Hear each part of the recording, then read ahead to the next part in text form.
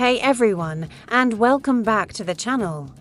Today, we're diving headfirst into one of the most epic confrontations in ancient history, picking up right where we left off with Alexander the Great.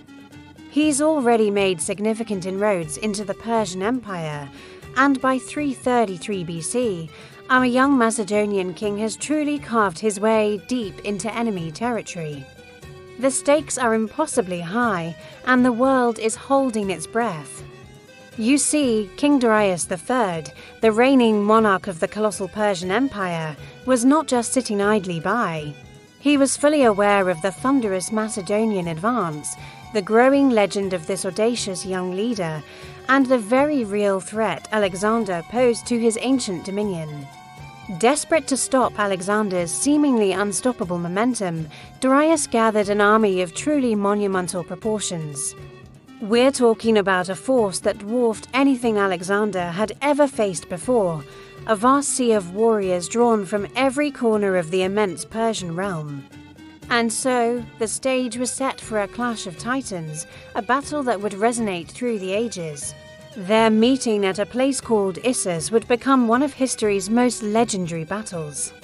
A moment where the destinies of two empires and two extraordinary men would collide with earth-shattering violence. Imagine the tension, the sheer scale of the forces arrayed against each other. It was a confrontation that seemed almost impossible for Alexander to win, a true David and Goliath scenario on an epic scale. When the two armies finally faced off, the numbers were staggering. The Persian army, under Darius's direct command, outnumbered Alexander's forces by a factor of at least 2-1. Some historians even suggest the odds were far greater, perhaps even 3 or 4-1. Picture this, a seemingly endless Persian host stretching across the landscape, an intimidating display of power and might. Any conventional military strategist would have looked at those numbers and advised retreat, or at the very least, extreme caution. But Alexander, as we've learned, was anything but conventional. He fought not with numbers, because frankly, he didn't have them. He fought with something far more potent, pure, unadulterated genius. Alexander's tactical brilliance was unparalleled. He understood that a massive army, while imposing, could also be unwieldy, slow to maneuver, and vulnerable to a swift, decisive strike.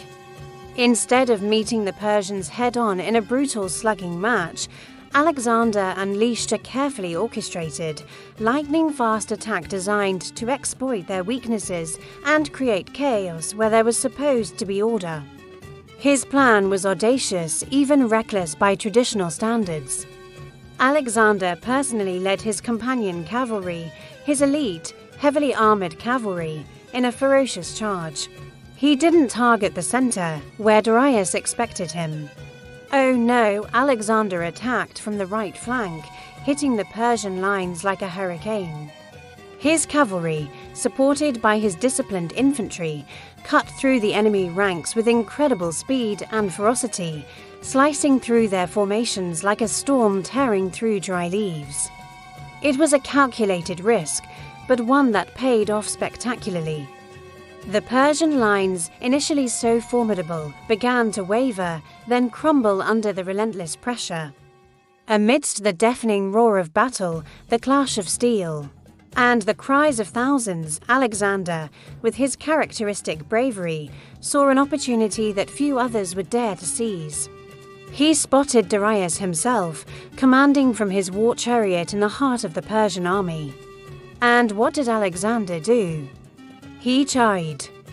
He personally led his most trusted troops directly toward Darius, a bold, almost suicidal move designed to end the battle in one swift, decisive stroke.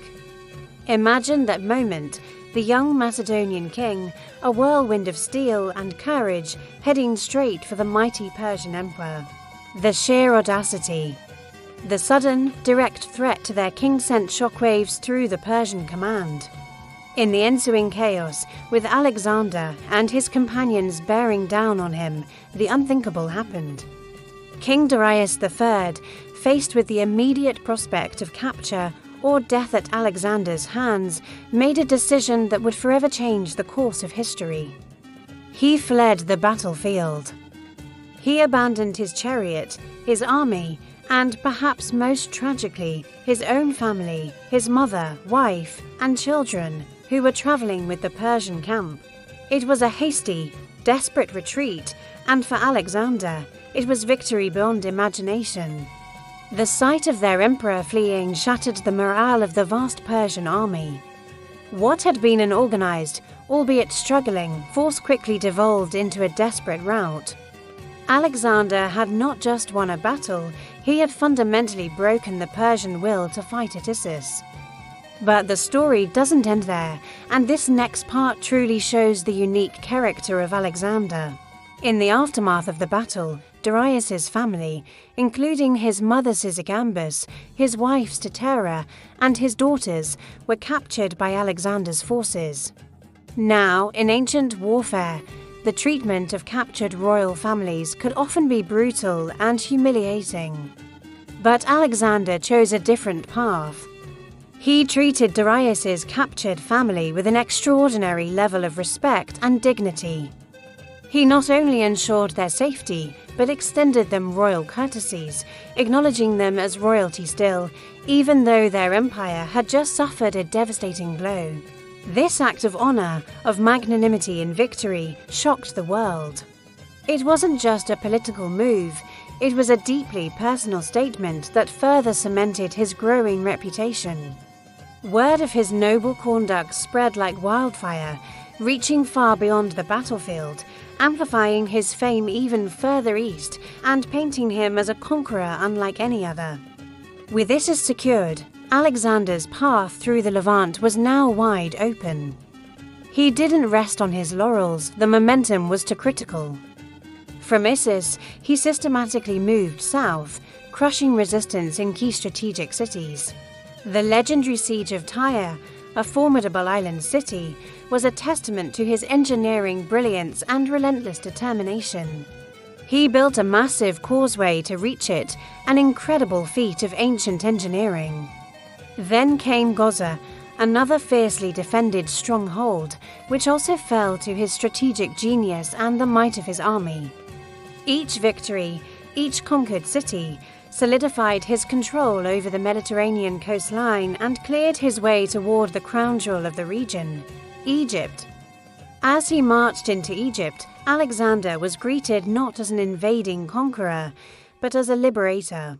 The Egyptians, weary of Persian rule, welcomed him with open arms.